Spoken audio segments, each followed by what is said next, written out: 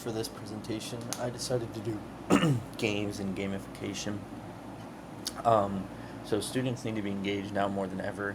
85% of U.S. teens reported playing video games, which is a very high number. And just from personal experience too, I can tell you that a lot of high school students and middle school students are playing a lot of video games, and that's the main way they're spending their time.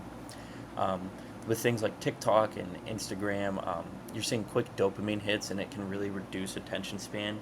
And so, a lot of times, we need to incorporate things that give them the dopamine, that give them that reward system, like games, where they're trying to win. So there is something else involved than just learning. And it's harder than ever to get students engaged with material. So using things like Kahoot or Quizlet Live, which are online interactive games where you can post a question and then students have to try and answer it, and then they get points. Um, and then that's just a way to help keep them engaged, and again, just kind of divert their attention away from learning, even though they still are learning, but it's not what they're focusing on. They're focusing on the game and winning the game. Some issues and trends, technological difficulties, which are always going to be a problem with online things and technology in general. So I think that this is just a smart thing to do, is have a backup plan just in case technology fails. And then with a lack of involvement, you can have this with anything in the classroom, but sometimes if you're doing like a game where it's a group, you might just have one student answering it. So I think individualizing games is a good way to kind of combat that. And then a couple trends that I saw is games used as review with incentives like bonus points. This is something that I've seen, that I participated in when I was in high school.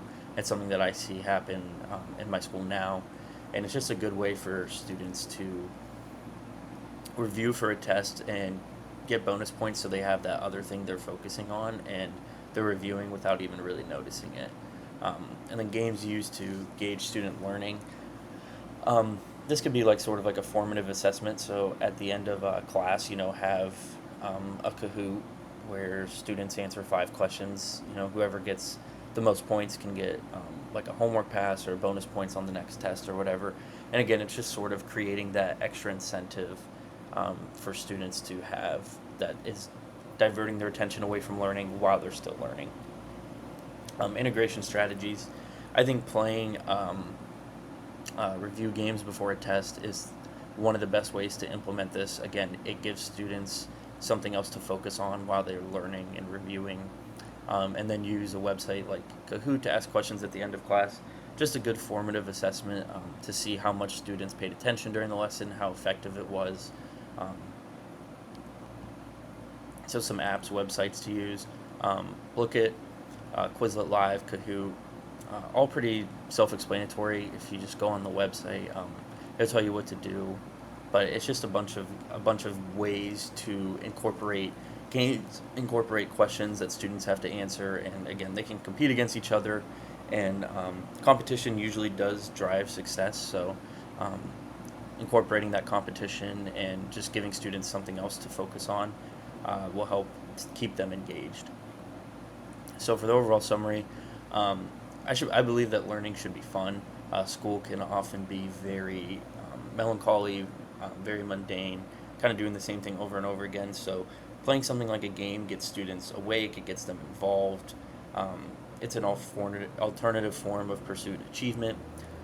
They want to win the game. That's kind of like the purpose of it, is creating a game that students want to win, competing against each other, and in that they're learning without really realizing they're learning. And I think that's one of the best ways to combat student engagement when it's low, is to get them learning without even realizing they're learning. And games are one of the best way to do that.